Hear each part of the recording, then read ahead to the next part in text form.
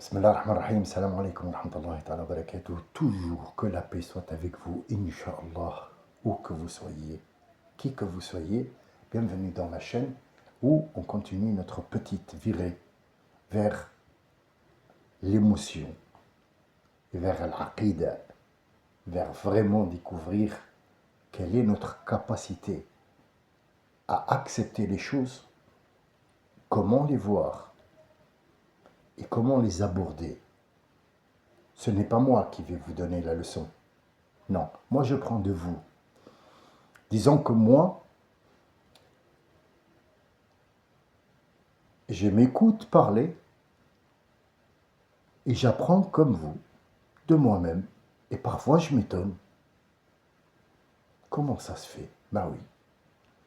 Parce qu'en fait, j'espère de tout mon cœur que les gens prennent conscience qu'ils sont capables de tout. Ils sont capables de tout, mais ils ne le savent pas. Ils sont limités dans la réflexion. Il y a une limite. Alors, la cause de qui? Qui est le responsable? Qui est la victime? Qu'est-ce qui s'est passé? Quelles sont les pertes? On ne s'attarde pas sur ça. On ne peut pas s'attarder sur ça. On doit aller de l'avant. Ce qui s'est passé, c'est passé. Mais avant toute chose, je vous avais promis de vous parler du temps. Le temps n'existe pas. Le temps n'existe pas. Comment le prouver? Simple. Dites-moi. Je l'ai dit des millions de fois maintenant. Je pense que la moitié de la France le sait et la moitié de l'Allemagne. Ça, depuis que mes enfants sont petits, je leur apprends, le temps n'existe pas. Ce sont les actes et ce sont les étapes. Et comme on n'a pas de nom à donner aux étapes, Dieu nous a dit c'est du temps. Mais or, nous, on a compris que le temps, c'était les secondes. Vite, vite, vite, on n'a plus le temps. Non. Non. Combien dure le présent? D'entre vous, beaucoup, m'ont répondu, je ne sais pas, l'année dernière, je ne sais pas quand, 2016, c'est aujourd'hui, c'est la journée. D'accord. Et l'avenir, l'avenir, il n'est pas encore venu. Et le passé? Le passé, c'est 66 milliards d'années, c'est tout. D'accord. Alors, quand je dis un, je l'ai dit ou je ne l'ai pas dit? Donc c'est du passé? D'accord. Combien il a duré, donc le présent? Une seconde. Et après avoir dit un, on est au 2. Avant de dire le 1, le 2 c'était quoi? C'était le futur. Donc moi je m'installe et je dis voilà, écoutez les gars, je vais compter 1, 2, 3, 4, 5, 6, 7, 8, 9, 10. Là, le temps avance comment pour nous les terriens? 1, 2, 3, 4, 5, 6, à longueur de journée. Donc à fur et à mesure que les secondes avancent, à fur et à mesure qu'on rentre dans le futur devient présent et vite passé, et ainsi de suite, jusqu'à ce qu'on n'ait plus de secondes à consommer. Ça s'appelle fini. Le gars, parti de l'autre côté. Donc les étapes qu'il a fait dans sa vie, est-ce qu'il a compté sur le temps ou est-ce qu'il a compté sur les étapes? Disons que, par exemple, quelqu'un qui va travailler dans le bâtiment pour faire grandir ses enfants, et puis ils sont allés à l'université, est-ce qu'il a vu le temps? Je ne crois pas qu'il a vu le temps. Il a vu les étapes. Mais comme il ne sait pas expliquer les étapes, il dit je n'ai pas vu le temps passer. Là, les enfants, ils sont grands maintenant, ils sont dans le... Oui, mais qu'est-ce que tu as fait? Rien, j'ai juste travaillé parce que j'avais pas le temps pour faire autre chose. Donc il y a des étapes qu'il a sautées. Le temps n'existe pas. Le temps, c'est un système de comptage que Dieu nous a fait. لنعلم عدد السنين والحساب. En arabe, السنين والأعوام, c'est pas pareil. Sourate Al-Kahf, par exemple, que tous les Arabes connaissent, Al-Kahf, la grotte, il dit وَلَبِثُوا فِي كَهْفِهِمْ 300 سِنِينَ وَازْدَادُوا 9. Ils sont restés figés dans leur grotte 300 ans. Ça, c'est la traduction.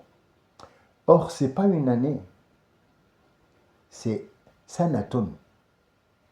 Wa sanatu, as-sanatu, c'est l'étape. C'est l'étape. As-sana, c'est l'étape. C'est pas l'année. L'année, il y a 365 jours, donc compte combien de secondes, quand le soleil est là, et quand il va se coucher, ça fait 18 heures. 18 heures. Après, il y a la nuit qui est comptée, bien sûr. Ça fait 24 heures. Donc 24 heures et on va commencer à compter les autres 24 heures. Donc là, ça fait une année. Là, ça fait une année. Mais une année solaire. Parce que dans la zaquette c'est quoi? C'est quand tu as de l'argent et Dieu il te dit hal alayhi al-hawl. Il n'a pas dit un an. Et il n'a pas dit sana. Non. Il a dit hawl. Wal hawl, ça veut dire que depuis que je l'ai mis, il n'a pas travaillé cet argent, il dort. Il a été figé. Donc il n'est pas question de temps. Mais quand tu as compté en année solaire, tu as vu que le jour où tu l'as mis, la Terre a tourné autour du Soleil, et quand il est revenu, c'était le même jour à peu près, cet argent n'a pas travaillé, donc il doit faire la zaquette. 2,5 dans les 1000. Ça veut dire 1000 euros. 1000 euros, tu as 2,50 euros. Ou alors 25 euros, quelque chose comme ça. Pas grand-chose. Alors, quelle est la différence entre l'haoul, sana, l'âme? L'âme, c'est l'année. L'année où le soleil tourne. Et oui, non, je ne me suis pas trompé. Le soleil tourne avec une galaxie. Il n'est pas figé. Et oui, ils viennent de le découvrir maintenant. Et pourtant, c'est écrit il y a 1450 ans. Kullun yajri li mustaqarran lahu. Y compris Shams. Mais oui, on parle du soleil. Wa shamsu tajri li mustaqarran laha. Le soleil tourne. Mais qu'est-ce qui nous... Le compte, notre compte à nous, c'est quoi? C'est la journée quand le soleil disparaît et qu'il réapparaît. Or, le soleil n'a jamais réapparu, n'a jamais disparu. C'est la Terre qui tourne, on est de l'autre côté, dans l'obscurité, et puis on revient dans la lumière du soleil. Ça fait qu'on a fait une journée. Or, quand on envoie quelqu'un dans l'espace, il n'est plus concerné par cette journée. Ben oui, il n'est plus concerné. Il est dans le noir sidéral. Il n'est plus concerné. Donc quand il descend, par exemple, il est resté 5 jours. Il est plus jeune que toi de 5 jours. Donc il y a 5 jours de sa vie qui n'ont pas été comptés. C'est pas très difficile à comprendre. Mais aujourd'hui, j'ai pris la parole pas pour ça. Je vous avais dit qu'il fallait aller doucement parce que les gens ne comprennent toujours pas et tu ne peux pas les remplir avec des informations qui n'arrivent pas à assimiler. Aucune personne n'est venue avant leur dire que le temps n'existe pas et que la Terre tourne et il te dit que c'est cette histoire-là, j'ai mal à la tête. En fait, il n'a pas mal à la tête, mais il a tellement l'habitude de ne pas assimiler ces choses-là et de courir derrière l'argent et de regarder la télé qu'il en oublie qui il est, d'où il vient et qu'est-ce qui se passe autour de lui. Combien pèse un litre d'eau? Combien pèse un litre d'eau? Un litre d'eau, ça pèse 1 kilo. Quel est le plus lourd? 1 kilo de fer ou 1 kilo de coton? La question piège. C'est 1 kilo, ma chérie. C'est un seul kilo. Donc coton ou fer, c'est 1 kilo. Il faut avoir une raison, une logique Quelle était la couleur du cheval blanc d'Henri Leblanc qui avait fait machin truc et ça y est, il t'a fait bou, gizmosmas, et puis là tu cherches marrant. Non, je te l'ai dit, il était blanc. Juste que tu n'as pas fait attention. Combien pèse un litre d'eau? 1 kilo? D'accord. Et quand un petit nuage passe et qu'il pleut, combien d'eau est descendu sur, par exemple, je ne sais pas moi, Marseille, Lyon? Est-ce qu'il ne pleut pas partout? Il pleut dans un seul endroit. Combien de litres d'eau? Disons qu'il y a 1 centimètre au-dessus de l'eau, de la terre. Ah, la terre a absorbé, il reste 1 centimètre. Sur, par exemple, une surface de 100 km. Combien de litres d'eau? Des milliards. Est-ce que des milliards de kilos peuvent tenir entre air et mer comme ça dans un nuage? Pourquoi il n'est pas tombé? Pourquoi il n'est pas tombé? Vous allez me dire, oui, mais il est à l'état gazeux. L'état gazeux, pourquoi quand les molécules d'oxygène et d'hydrogène, ils leur font une charge pour faire une goutte d'eau. D'accord. Donc la goutte d'eau existe là. Elle va pas venir de nulle part. Elle est déjà là. Les composants, ils sont là. Ils sont là, les composants. Quand tu mets 1 kilo de farine, qu'est-ce que tu trouves à la cuisson? Moins, peut-être. Moins. Mais une baguette, ça fait 750 grammes, par exemple. Ou un pain. 750 grammes. Et pourtant, tu as mis 1 kilo de farine. Donc on va mettre l'évaporation, tout ça, et ainsi de suite. Mais tu trouveras quand même au moins 750. Donc les 1 milliard de kilos d'eau qui sont tombés, combien il y en avait en haut?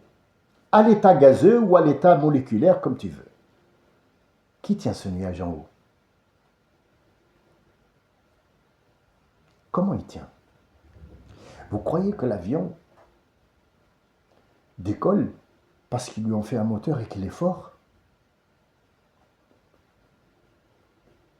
Il emprunte des autoroutes aériennes, comme il en est dans la mer. Et croyez-moi, je suis parachutiste et je suis plongeur des mineurs à 60 mètres. Et je sais comment se passent les courants d'eau et les courants aériens. Il n'y a jamais eu d'avion qui vole parce qu'il a un moteur. Jamais de la vie, toute cette lourdeur sera propulsée par un simple moteur, à moins qu'il soit debout. Et c'est pour ça que la fusée ne part pas comme ça. Parce que sinon elle va être entraînée. Non, elle part comme ça. Et oui, parce qu'elle ne compte que sur les moteurs, donc à la hauteur pour pousser la traction et sortir. Mais l'autre, non.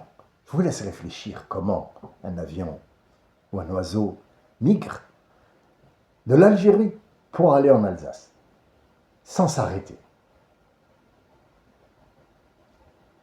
Subhanallah wa bihamdi, subhanallah al-azim. Aujourd'hui, je voulais vous parler d'autre chose. Mais comme je suis entraîné, malheureusement, elle va être courte. Moïse l'a appelé son créateur à l'arbre sacré dans le désert de Sinaï et dans la montagne de Tour. Il lui a dit, il dit à sa famille, il y a du feu, il y a des voyageurs et nous, on est perdus. Après 10 ans à faire le berger, il était temps qu'il revienne pour affronter le pharaon Ramsès II. Ramsès II, c'est le pharaon qui a vécu le plus longtemps possible, 97 ans au gouvernement, comme on dit nous. Hein? Dans son royaume, 97 ans. Plus que tous les autres. Pourquoi? Parce qu'il va y avoir une histoire avec Moïse. Mais la question qui nous intéresse aujourd'hui, qui est très intéressante pour les gens qui veulent une logique, ils veulent des preuves, ils veulent apprendre quelque chose qu'ils n'ont pas eu l'habitude de traiter. Donc on lit le Coran, là Moussa il a dit machin et l'autre il l'a fait, on ne sait pas pourquoi, qu'est-ce qui se passe, d'accord. On va prendre juste un petit verset. Sourate Taha. Il a appelé, il est rentré dans ce feu, il lui a dit enlève tes babouches parce que tu es dans un endroit sacré.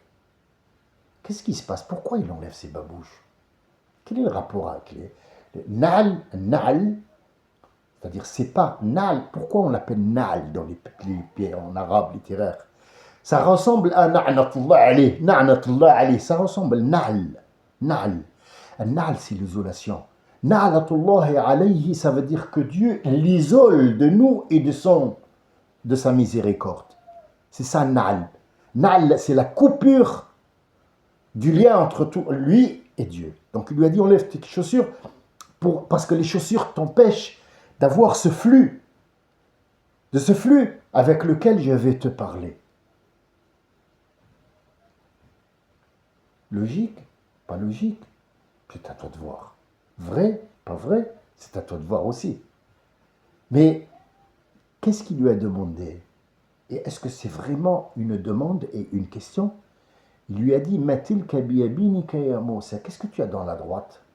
Dans ta main droite, c'est bien précis. Qu'est-ce que tu as dans ta main droite?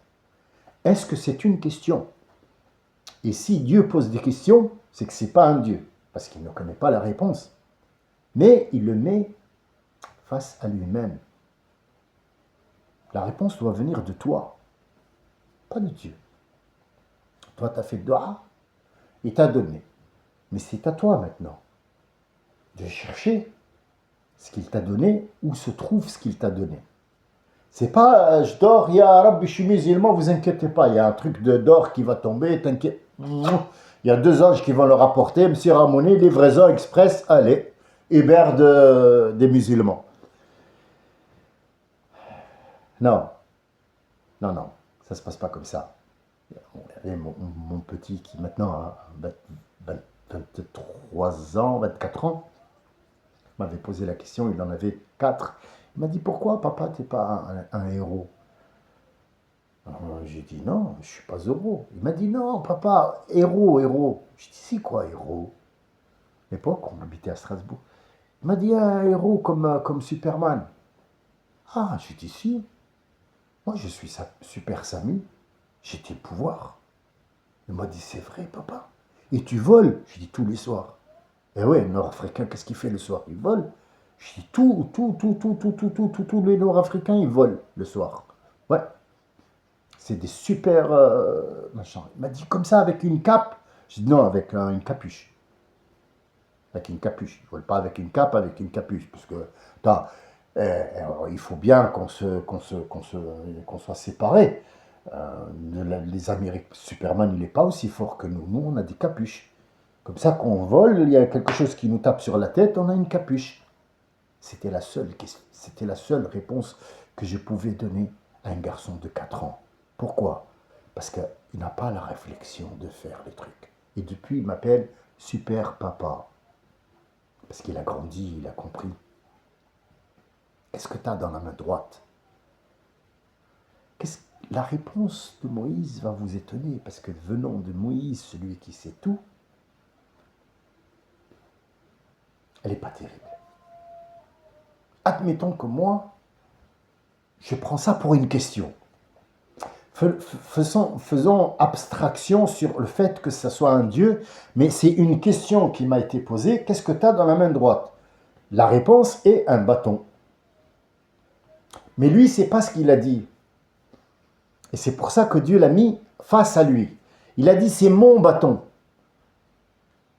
La question n'était pas à qui il appartient le bâton. La question, si c'est une question, c'est qu'est-ce que tu as dans la main droite? Tu as dit mon bâton. Donc Dieu nous fait savoir que l'être humain, peu importe, même Moïse lui-même, il va dire moi d'abord. Mon, ma, dit ma femme. Ah oui, c'est ta femme. D'accord. Et ta voiture, elle est où? Elle est garée là. Et tu gares ta femme où? Et il m'a regardé de travers comme ça. Ben, j'ai dit, c'est ta femme ou c'est pas ta femme? C'est ma femme. Et tu l'as achetée. Il m'a dit, non, taqillah, je me suis marié. Donc c'est ton épouse. C'est pas ta femme. C'est pas ton objet. C'est ton épouse. C'est ta moitié, si tu veux dire. Dis ma moitié. Pas ma femme. Dans le placard. Quand j'en ai besoin, je la sors. Tout est dans le mot. Tout. Dieu, il communique avec nous avec les mots. Et ils sont bourrés de sens. Dis pas ma femme, mon épouse. Quand on dit femme, c'est qu'il y a un problème. Je vous en parlerai une autre fois. Mais pour l'instant, continuons sur l'histoire fascinante qui est une métaphore pour pouvoir observer quelle était la réponse de Moïse et qu'est-ce que Dieu va lui montrer après. C'est ça le plus important. Je suis à 20 minutes et je viens à peine de commencer. Donc, moi, je vous donne, Inch'Allah, rendez-vous, si vous voulez bien, demain, pour ceux qui sont partants. On ne parlera que de la réponse et de la question, et vous allez voir des choses incroyables. La prochaine fois quand vous lirez ce passage, vous le lirez autrement. Et cet autrement, ce n'est pas ma lecture à moi que vous allez lire. Ma lecture à moi, elle va vous aider à comprendre autre chose que moi, j'ai pas vu et que vous allez m'apprendre. Voilà comment se passent les choses. Je vous dis peut-être à demain, Inch'Allah. Je vous remercie de m'avoir écouté. Je vous ai mis exprès la pression, couper l'histoire en deux pour être sûr de vous retrouver demain. Parce que j'ai trop envie de vous retrouver demain. Je vous dis shalom, salam, salut, auf Wiedersehen, hi pour tout le monde. Les autres langues, je ne suis pas fort malheureusement. Je ne parle pas même pas italien. Par contre, je vous dis à demain, Inch'Allah. Assalamu alaikum wa rahmatullahi wa barakatuh.